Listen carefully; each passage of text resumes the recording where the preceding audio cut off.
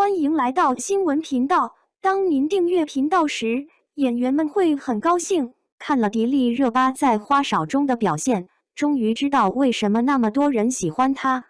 看了迪丽热巴在《花儿与少年》丝路记中的表现后，对她又有了新的认识。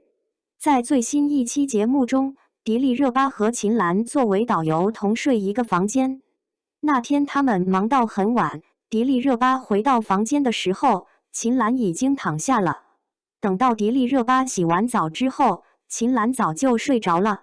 迪丽热巴见状，便轻手轻脚地把摄像机盖住，然后她就一个人走到阳台，搬了一张椅子，静静地坐在那里。直到早上5点10分左右，秦岚起床，迪丽热巴这才回到房间去。秦岚看迪丽热巴一夜没睡，也是一脸惊讶。迪丽热巴解释说，她洗完澡看到秦岚已经睡了，她就没敢吹头发，怕声音太大吵醒秦岚。再加上第二天他们要早起去看日出，迪丽热巴担心有的人起不来，还有早餐也没准备完，所以她干脆就不睡了，直接熬通宵，等着和大家一起去看日出。这件事，秦岚在出演《花少好友记》的时候说过，在《你好，星期六》中，秦岚也曾说过。由此可见，这件事给秦岚留下了多么深刻的印象。不光是对姐姐们好，迪丽热巴对弟弟们也很照顾。刚到沙特的时候，迪丽热巴还在发烧感冒，所以她一直在休息。第二天，迪丽热巴身体刚好一些，她就开始帮弟弟们干活。因为那天晚上他们玩到很晚才回去，姐姐们都已经累得不行了，而胡先煦又感冒了，所以迪丽热巴便主动站了出来，帮助王安宇搬运行李。后来到了克罗地亚，作为这一站的导游，搬运行李这种事，迪丽热巴更是当仁不让，自己一个人提着一个大行李箱就沿着楼梯往下走。为了给花少团其他人一个惊喜，迪丽热巴和秦岚在沙滩上安排了一个野餐局。在绑气球的时候，他们发现忘记带绳子了。这个时候，迪丽热巴直接抽出自己衣服上的衣带，让秦岚用这个。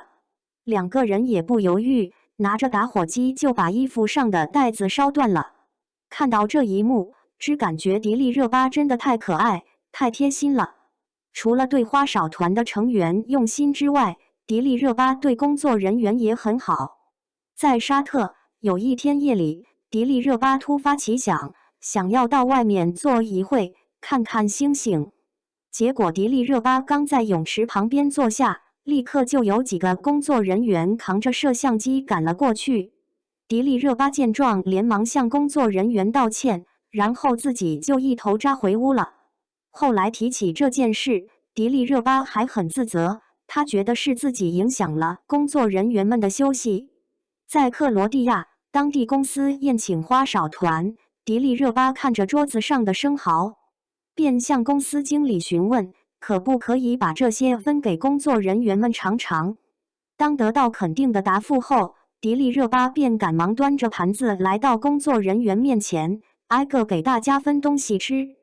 后面的人拿不到，他就叮嘱前面的人多拿点，传给后面的人。看到迪丽热巴这个样子，真的感觉挺惊讶的。在花少团7个人之中，迪丽热巴是人气最高的一个。作为节目的流量担当，她没有一点架子，和大家相处也很融洽。做姐姐有姐姐的担当，做妹妹也不让姐姐们费心。以前提起迪丽热巴，第一想到的就是她在红毯上的样子，气场强大，有种高高在上的感觉。现在看了《花儿与少年》才知道，原来她是一个很接地气、很容易相处的女明星，难怪那么多人都喜欢她呢。你们说呢？